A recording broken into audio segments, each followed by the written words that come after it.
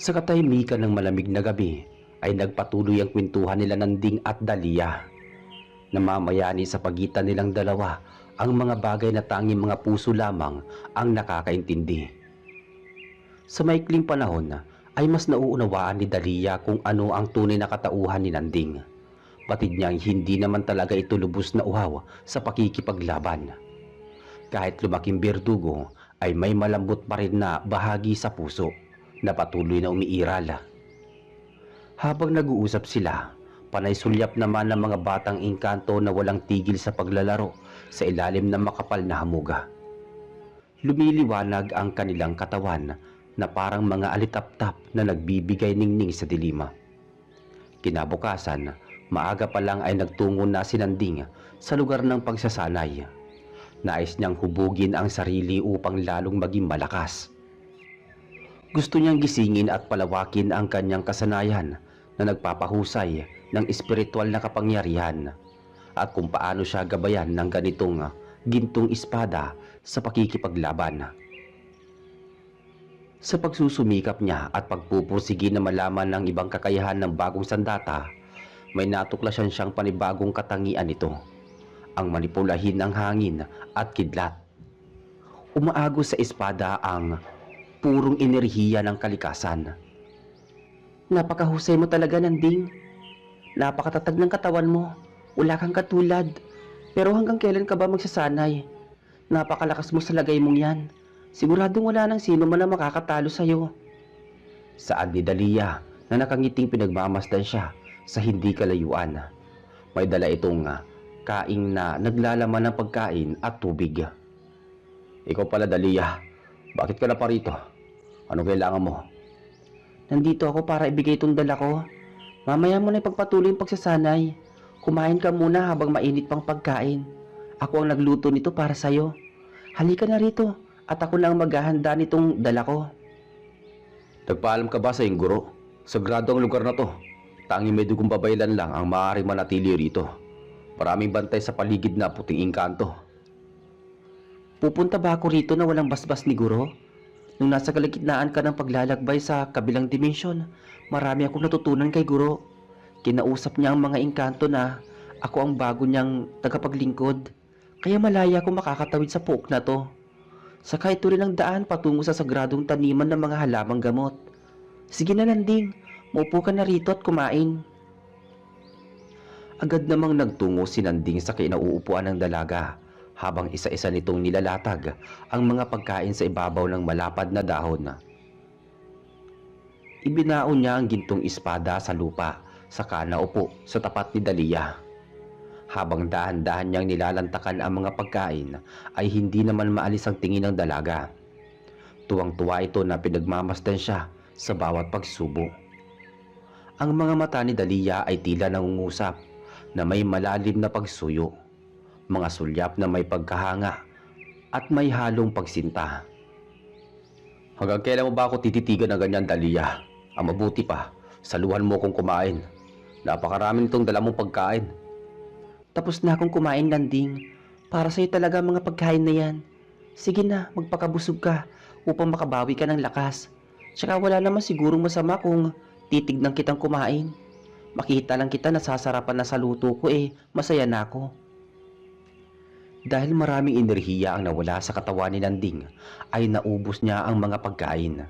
Pati ang tubig ay mabilis niyang nilagok sa tindi ng uhaw. Nagpasalamat naman siya sa dalaga bago ito umalis at muling bumalik sa pagsasanay. Pinaghahandaan niya ang nalalapit nilang pagtutuos ng dyablo. Sa puspusan niyang pagsasanay ay unti-unti siyang nasasanay sa paghawak ng mabigat na sandata. Madali lang niya itong winawasiwas sa hangin. Sa bawat pagtagpas ay lumilikha ito ng kakaibang puwersa na halos mayanig ang lupa. Umiindayog ang mga puno at nagsisilaglagan ang mga dahon dahil sa malakas na daluyong ng hangin. Nakakalikha ang gintong espada ng matulis na hangin na kayang hawiin ang makapal na ulap. Makalipas ang ilang oras ay nakaramdam siya ng panganib sa paligid.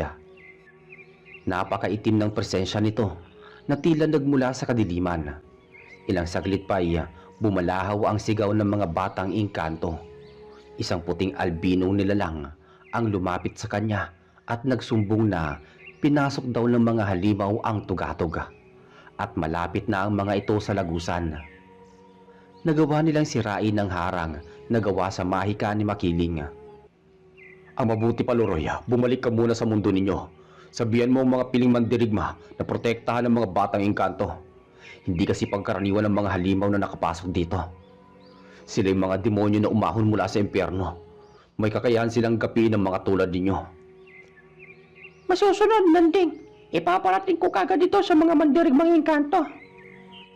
Nang maglaho sa paningin ni Nanding ang albino, ay nagmamadali siyang nagtungo sa tarangkahan upang salubungin ang mga kalaban. Nang marating niya ang bukana ng tugatog, nadatnan niya si Makiling na handa na sa paparating na dilubyo. Hawak nito ang pana na may birtud ng tikbalang. Sa likod nito nakasabit ang malaking buho ng kawayan na puno ng palaso. Sa bawat panudla nito ay may nakahalong lason mula sa makamandag na halaman. Gayon din si Dalia, may hawak itong sibat na sa dulo ay gawa sa pinatulis na panga ng higanting baboy ramo na nagmula sa daigdig ng mga itim na engkanto na napatay noon sa mga kamay ni Makiling. Nakamasid ang dalawa sa alapaap kung saan nagkaroon ng malalaking lamat ang kalasag na likha sa hindi makitang liwanag. Mabuti nandito ka na, Nanding. Ipamalas mo ngayon sa akin ang pag-unlad ng iyong lakas. Ipalasak mo sa mga kalaban ang bago mong kakayahan gamit ang gintong espada. Nasa likod mo lang kami, Nanding. Aalalayan ka namin sa iyong pakikipaglaban. Lalaban din kami mula sa malayong distansya. Sabi ni Makiling. Hindi nyo na kailangan pang lumaban, Inang. Lumayo na lamang kayo ni Dalia. Ako nang bahalang lumupig sa kanila. Maya-maya lang paparating na ang mga mandirigmang engkanto. Gagabayan nila ang mga bata na huwag mapahamak. Ako ang dakilang babaylan, Nanding. Kaya bakit ako makikinig sa'yo?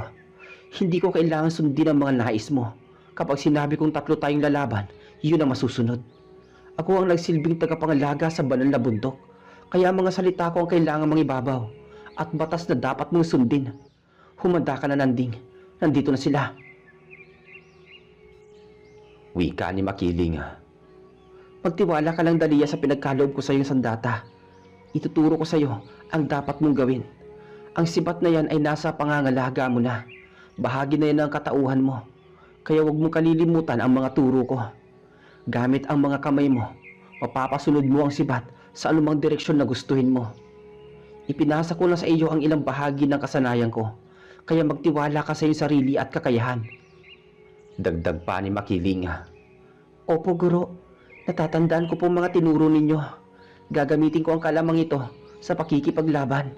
Gusto ko makipagsabayan kay Nanding kung papaano siya lumaban. Sagot ng dalaga. Sa pagkabutas ng harang na nagsilbing sapin sa tugatog ng banal na bundok ay nakapasok ang negatibong enerhiya mula sa kalangitan. Ang positibong aura naman mula sa sagradong lugar ay sumigaw palabas sa butas. Kaya naglaho ang dalawang elementong espiritual na nagmumula sa kalikasan sa pagitan ng tao at banal na engkanto na ginagabayan ng mga diwata. Sa pagdating ng hukbo ng mga demonyo sa banal na bundok, gumuhit sa alapaapang pagguhit ng kidlat. Mahigit 100 demonyo ang lumapag sa sagradong lupain. Nakakapangilabot ang pinagsama-sama nilang presensya. Nagdudulot ito ng malaking sigalot at nagbabadya ng madugong digmaan.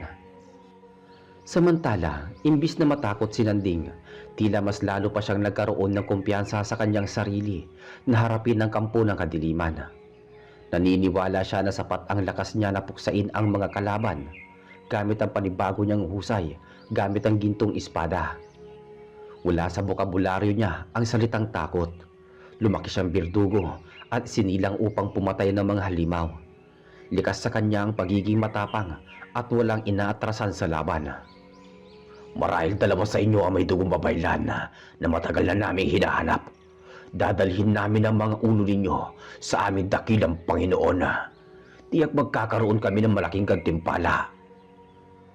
Nakakatindig balahibo na wika ng isang demonyo na nagsilbing pinuno sa hukbo. Sinong Panginoon ang tinutukoy mo? Si Santino ba? Ang hangal kong kapatid? Saad naman ni Makiling at nakahanda na ang sarili sa unang pag-atake. Nagpapatawa ka ba? Malamang ikaw na siguro ang kapatid ni Santino. Ang lalaki may hawak naman ng espada ng Berdugo, ang sugo ng mga babaylan. Mga kaawa-awang nilalang, mga walang silbi, dahil mamamatay lang din naman kayo sa aming mga kamay. Nais ko lang ipaalam sa inyo na isang kasangkapan lang namin si Santino. Isa lamang siyang babaylan na walang puwang dito sa mundo. Nag-iisa ang aming dakilang Panginoon. Walang iba kundi ang kataas-taasang si Azazel, ang pumaslang at lumipol sa lahi ng mga katulad niyong babaylan. Wika pa ng demonyo. Ang dahilan kung bakit hindi magawang paslangin ng kanilang Panginoong si Santino dahil umano sa 3 kasunduan. Natupad na ang 2 dito at ang huling kasunduan ay burahin sa mundo ang berdugong babaylan na nagtataglay ng marka ng kalahating buwan na nabanggit sa propesiya. Oras na matupad ang 3 kasunduan ay maglalaho ang kontrata na sinumpaan gamit ang dugo para mabuksan ang pinto ng impyerno. Kapag nagawa na nilang burahin sa mundo si Nanding at madala ang ulo nito kay Santino, doon nakikilos ang dyablo. Si Azazel mismo ang kikitil sa buhay ng lalaking babaylan na walang habag na ipinagkanulo noon ang buhay ng mga matatandang babaylan para lamang sa sarili nitong hangarin na maging makapangyarihan at pamunuan ang sangsinukuba. Matibay daw ang selyo ng kasunduan kaya kailangan itong matupad ang lahat ng hiling. Ang balak ni Azazel ay gawing sariling imperyo ang mundo ng mga mortala, kung saan gagawin niyang alipin ang sangkatauhan. Tila masyado kang kumpiyansa sa iyong sarili, hambog na nilalang. Sa tingin mo ba, madali niyo lang kaming matatalo? Hindi niyo ako masisindak kahit gaano pa kayo karami. Kayang-kaya ko kayong puksain kahit mag-isa lang akong lalaban. Kailanman, hindi ako nagpatinag. Huwag kayong mag-alala, dahil matapos ko kayong paslangin, isusunod ko naman ang Panginoon ninyo. Ako mismo ang kukuha sa ulo ni Santino at hindi ang sinasabi ninyong Azazel. Wika ni Nanding. Lapastangan! Masyado kang mayabang, nilalang ka. Sige, patunayan mo sa amin kung gaano kakalakas. Mga kasama, kunin ang ulo ng lalaking yan. Paslangin siya! Daliya, maging alisto ka. Ihanda mo ang iyong sarili. Pasigaw na wika naman ni Makiling sa dalaga bago nagpakawala ng palaso na sumasalakay sa demonyo. Tumangulang si Daliya at malakas na ibinato ang sibat. Mabilis na pagkilos nito sa hangin na habang naglalagablab ang dulo ng talima. May lumalabas na bughaw na liwanag na tila nababalutan ng mahika. Ikinumpas ni Daliya ang kanyang mga kamay sa magkabilaang direksyon at sumunod naman ang sibat dito na parang may sariling buhay. Tumatago sa katawan ng demonyo ang sibat at ang palaso naman ni Makiling ay malaki ang pinsalang na idudulot sa kalaban. Naninigas ang katawan nila na pati ang sarili nilang bagwis ay hindi magawang ipagaspas. Malayuan ang estilo ni Makiling at Daliya sa pakikipaglaban. Talas ng isip at lawak ng estratehiya ang pangunahin nilang lakas. Samantalang si Nanding naman ay napapangiting hinugot ang espada. Magaling siya sa kumbate, kaya't matinding taktika ang gagamitin niya sa pakikipaglaban gamit ang pisikal at espiritual na lakas at kapangyarihan. Nagulat ang mga demonyo na makita nilang nakalikha ng malakas na aura ang gintong espada. Hindi sila makapaniwala sa likas na taglay nito na nagbigay sa kanila ng matinding kilabot. Pamilyar sa kanila ang pinagmula ng presensya. Katulad ito ng kapangyarihan ng isang arkanghela. Sa isang hampas ng espada ay tumilapon sa ere ang ulo ng mga demonyo. Ang iba naman ay nahati ang katawan. Gawa sa matulis na hangin ang sumalubong sa kanila, kaya hindi nila naiwasan ang mabilisang atake ng binatang Berdugo. Saglit na napatras ang mga kalaban. Batid nilang kaya silang mapinsala ng gintong espada sa malayong distansya. Lingid sa kaalaman nila, marami pang katangian na kayang gawin ang mapaminsalang sandata na lampas sa limitasyon na hindi saklaw ng kanilang isipan. Nagbigay utos ang pinuno ng hukbo na sama-sama nilang atakihin ng Birdugo mula sa himpapawid. Mula sa taas, ginamit nila ang buong lakas upang makalipad ng mas matulin. Gagamitin nila ang pagdagit sa kalaban at sa himpapawid, isasagawa ang pagpaslang. Pero ang malawak na hagupit ng espada ay masyadong peligroso sa kanila. Subalit wala silang ligtas sa kayang gawin ni Nanding. Pumaikot-ikot ang mga demonyo sa paglipad at naghahanap ng magandang pagkakataon na sumalakay. Sila'y mababang uri lamang na alagad ng prinsipe ng kadiliman. Ang mga nagbubukod tanging mandirigma na may antas ng isang general ay nananatili sa tabi ni Azazel. Umaasa ang Diablo na sapat ang lakas ng kanyang mga disipulo na pabagsakin ang Birdugo. Guro, masyado silang mabilis kumilos. Hindi ko sila masundan ng aking mga mata. Sigaw ni Dahlia kay Makiling. Basta huwag kang titigil sa ginagawa mo, Dahlia. Ipagpatuloy mo lang ang pamamanipula. Sagot naman ni Makiling. Dahlia, tiyak, itigil niyo muna ang ginagawa ninyong pagkilos. Hanggat maaari, lumayo kayo ng ilang metro mula sa kinatatayuan nyo. Kailangan ko nang tapusin ang labanang ito.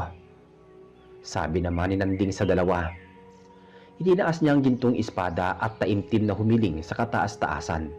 Paulit-ulit niyang binanggit kay Bathala na gisingin ang natutulog na kalangitan. At pukawin ang mahimbing na kamalayan ng sagradong sandata. Dalisay niyang tinawag ang pangalan ng Arkanghel na siyang tunay na nagmamay-ari sa gintong espada. Sa isang iglap lang, dumagundong ang nakabibinging kulog kasabay ng pagguhit ng matalas na kidlat. Nagpakawala ang kalangitan ng napakalakas na purong enerhiya ng kuryente.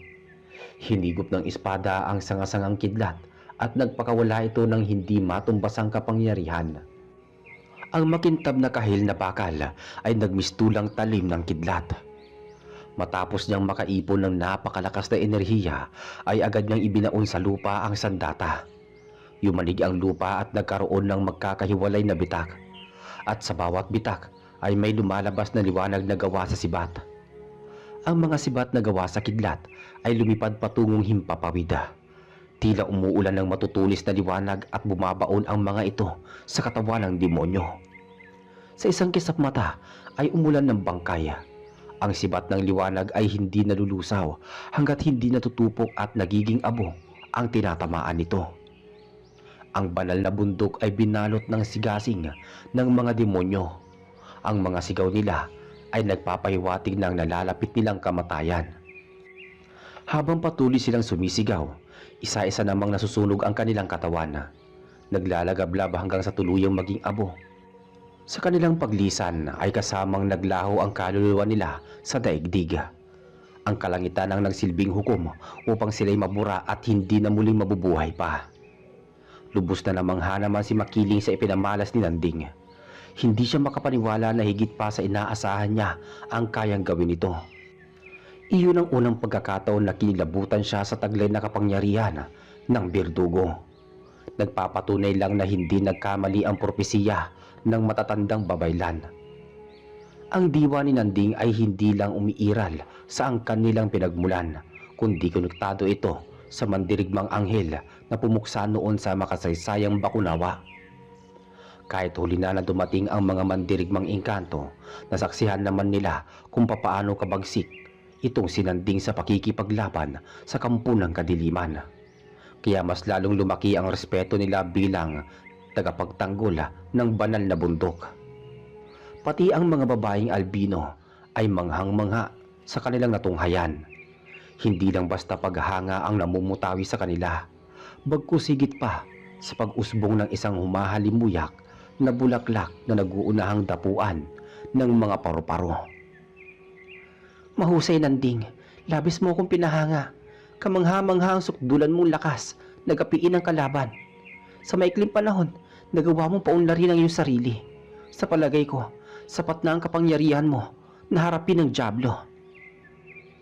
Wika ni Makiling at nagawang purihin ang binata. Diyan ka nagkakamali, Makiling. Hindi pa sapat ang kakayahan ni Nanding na harapin ang Diablo. Malayo pa ang agwat ng kanilang kapangyarihan. Hindi lang basta mataas na uri ng demonyo ang umuubos noon sa lahi ng babaylan. Narinig niyo naman siguro sa pinuno ng hukbo kung ano ang pangalan ng kanilang Panginoon. Si Azazel ay isa sa 7 prinsipe ng impyerno. Walang hangganang taglay niyang kapangyarihan. Bukod doon, nasa tabi niya ang 13 general na may iba't ibang katangian. Mahabang litanya ni Kislap na kanina pa nakamasid bago naganap ang madugong labanan. Nakalutang ito sa ere habang hawak ang baluktot na tungkod. Hindi ko inaasahan ng pagpaparito mo, Kislap. Malamang nasaksiyan mo ang naganap na labanan, kaya nasabi mo ang bagay na yan. Kung hindi pa talaga sapat ang taglay na lakas ni Nanding, anong dapat nating gawin? At paano natin mapupuksa ang Diablo?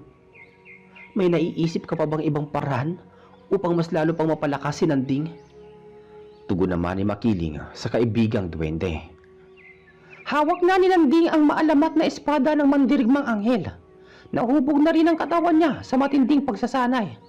Kaya kung pisikal lang na lakas ang pag-uusapan, taglay niya na ang katangiang ito. May paraan pa para lalo siyang maging malakas. Ang kailangan niya lang gawin ay makipagkita kay Amihan. Dapat maging isa sa kanilang diwa, ang lakbay diwa. Tanging si Amihan lamang ang nakakalam sa kinaroroonan ng labi ng Haring Balaw. At sino naman si Haring Balaw? Biglang sapat na tanong naman ni Nanding kay Kislap. Paliwanag ni Kislap, si Haring Balaw ang pinakaunang hari ng mga engkanto. Nananalaytay sa katawan nito ang dugo ng sinaunang diwata na nagmula sa mga ninuno ni Amihan. Kung ilalarawan si Haring Balaw, meron itong matipunong katawan, makukunat na balat, at walang kapantay na lakas, kasing bilis ng hangin kung kumilos. Higit sa lahat, kayang durugin nito ang maliit na bundok gamit lamang ang isang suntok. Hindi rin tumatalab sa kanyang katawan ang iba't ibang uri ng sandata, maging ang malakas na itim na salamangka.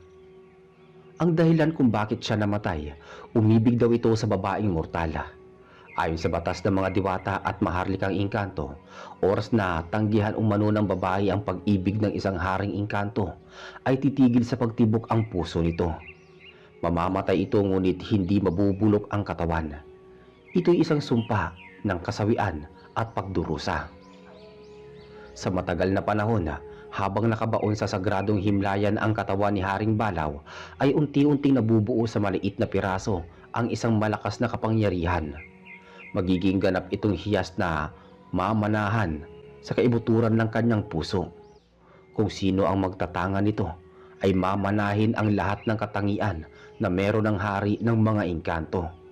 Subalit, ang makuha ang hiyas nito ay hindi magiging madali. Dadaan muna sa isang malaking pagsubok. Kung maglalakbay ako ngayon sa daigdig ng minsan ko lang tinahak, sino ang magtatanggol dito sa banal na bundok?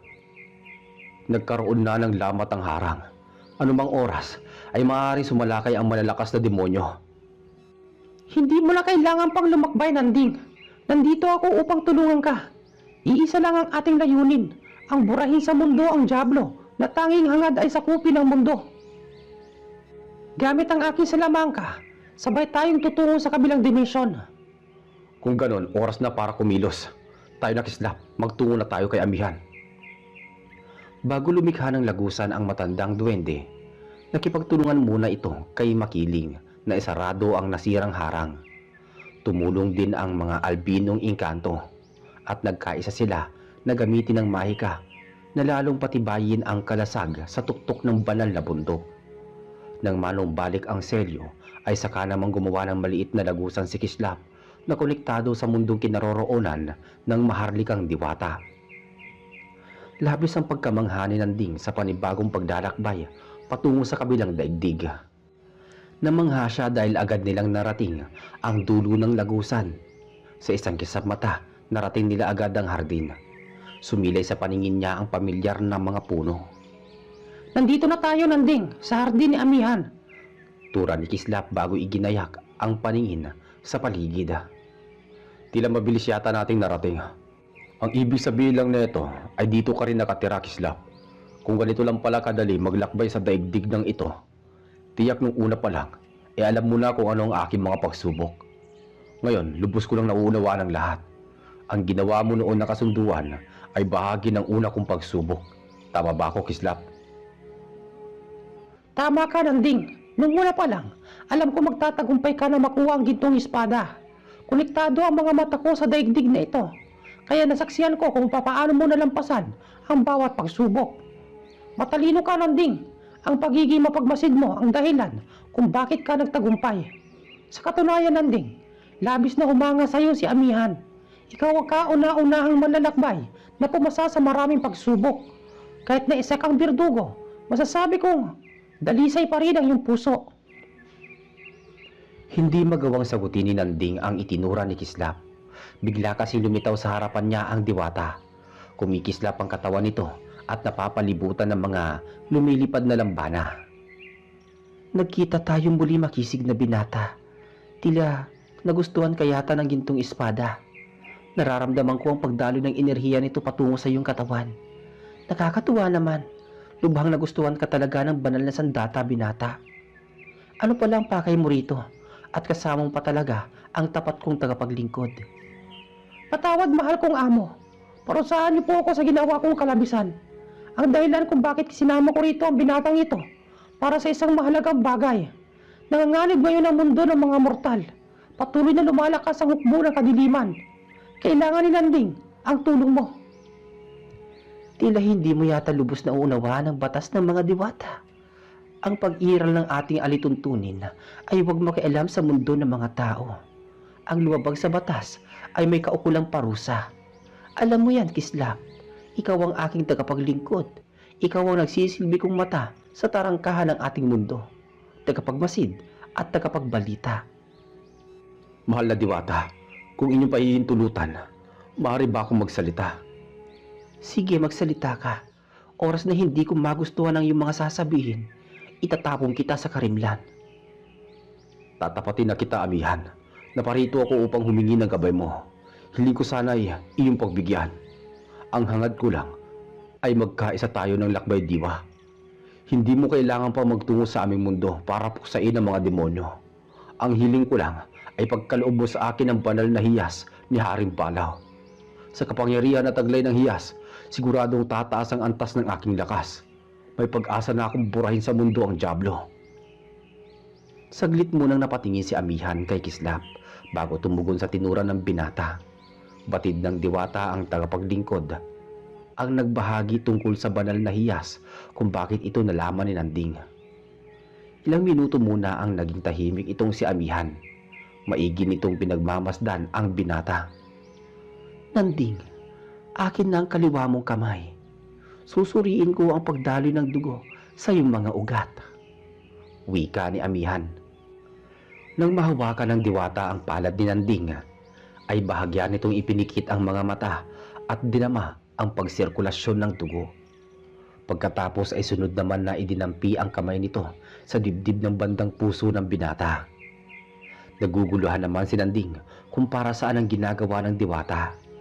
Sa halip na magtanong, tahimik lamang niyang tinititigan ang mukha ng kaharap.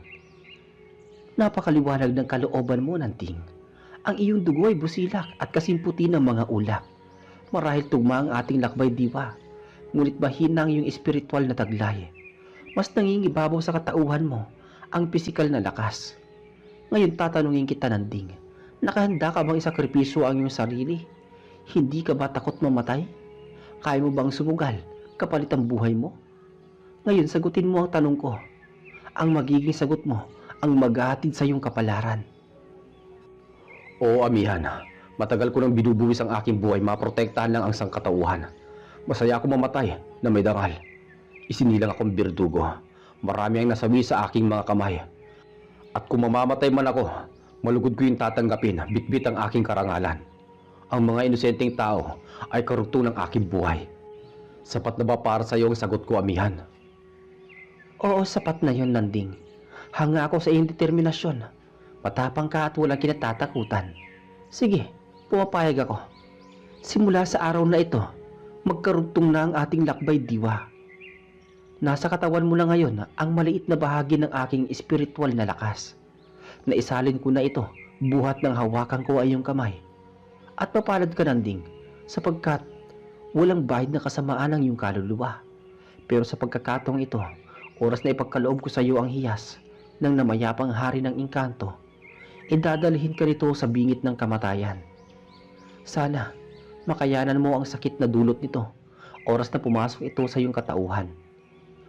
Sumunod ka na. Dadalhin kita sa sagradong himlayan. Naglakad sila patungo sa balon. Sa isang pilantik lang ng mga daliri ni Amihan ay natuyo ang tubig ng balon. Lumitaw ang malalim na hagdan at sa pinakailalim nito nakahimlay ang katawan ni Haring Balaw. Nakalutang ng pahiga ang katawan ni Haring Balaw. Maraming alitaptap na nakabantay sa paligid na tila ba binabantayan ng hari para bang ito'y natutulog lang. Malaki itong nilalang, mahaba ang kamay at paa, kulay abo ang balat at mahaba ang gintong buhok. Mahaba rin ang sungay at buntot nito. Ang wangis nito ang siyang nagpatunay na ito nga ang mahusay na mandirigma. Ngunit nasawi lang ito dahil sa pag-ibig. Dito sa kaliwa ka, Nanding. Sa ihanda mo ang iyong sarili dahil mararanasan mo ngayon ang matinding sakit na higit pa sa kamatayan. Dapat mo ito malampasan kung nais mo talagang maging malakas. Kayanin mo ito hanggang sa huli ng iyong hininga. Tumungo lang si Nanding bago bumuga ng malakas na hangin. Sinimulan muna ni Amihan ang pagwawalang bisa ng selyo. Pagkatapos ay lumapit sila sa nakalutang na katawan ng hari. Nang magkalapit ay nagsimula na itong umusal ng kakaibang lingwahe na tanging mga diwata lang ang nakakaalam. Makalipas ang ilang minuto kung saan tapos na ang orasyon, nagbago ang ihip ng hangin. Napakainit nito na tila nakakapaso sa balat. Gayunpaman, hindi ito ininda ni Nanding. Wala lang sa kanya ang nararamdamang init. Nagulangtan siya nang ipasok ng diwata ang kamay nito sa dibdib ng hari. Bumaon ito sa loob ng kalamnan na tila ba parang dudukutin ang puso. Ilang saglit pa'y dahan-dahang umangat ang kamay ng diwata na may kasamang tanglaw. Nang mailabas ni Amihan ang kanyang mga kamay ay sumiklab ang kakaibang puwersa. Hindi matatawarang lakas na nagpayanig sa kamalayan ni Nanding. Kinilabutan siya sa puwersa ng bagay na hawak ng diwata. Isang kulay asul na pabilog ang hugis. Maliit man daw ito, ngunit mahigante ang taglay na kapangyarihan. Humarap si Amihan sa binata at walang pasabing ibinaon sa katawan ni Nanding ang hiyas. Nadama niya na tila parang nahahawakan ng diwata ang kanyang puso. Sobrang sakit nito sa pakiramdam na parang sumasailalim siya sa operasyon na walang tinurok na pampamanhid. Matapos maitanim sa loob ng puso ni Nanding ang banal na hiyas, ay walang tigil siya sa kakasigaw. Para tinutusok ng maraming karayom ang mga laman loob niya. Nahihirapan siyang humiga. Batid niyang mauubusan na siya ng hangin. Pakiramdam pa ni Nanding, tila parang sasabog ang kanyang ulo. Kumibot ang bawat ugat na animoy, may nakabarang matigas na bagay. Sa punto na tumutulak sa kanyang presensya, tumilapon siya ng malakas sa may pader. Halos madurog na ang kanyang mga buto. Paulit-ulit siyang tumilapon. Pakuwari niya ay meron siyang kalaban na hindi nakikita. Patuloy lang siya sa kakasigaw. Ang buong paligid ay binalot ng tensyon. Tahimik lang na nakamasid si Amihan. Seryosong pinagmamasdan ang nagsusumigaw na binata habang iniinda ang matinding sakit. Ang buhay naman ni Nanding ay nasa sarili niyang mga kamay. Kung hindi niya malalampasan ang sakit, ay maaari siyang bawian ng buhay. Kaya mo yan, Nanding. Lumabang ka. Kailangan mo pakatatag. Alam ko malalampasan mo to. Wika ni Amihan sa kanyang sarili. Kahit papaano, may pakialam siya sa buhay ng binata. May tiwala ako sa iyo, Nanding. Tiisin mo lang ang sakit. Huwag kang bibigay. Konting oras na lang mapapasayo na ang espiritu ng banal na hiyas. Makakamtan mo na ang sukdulang kapangyarihan.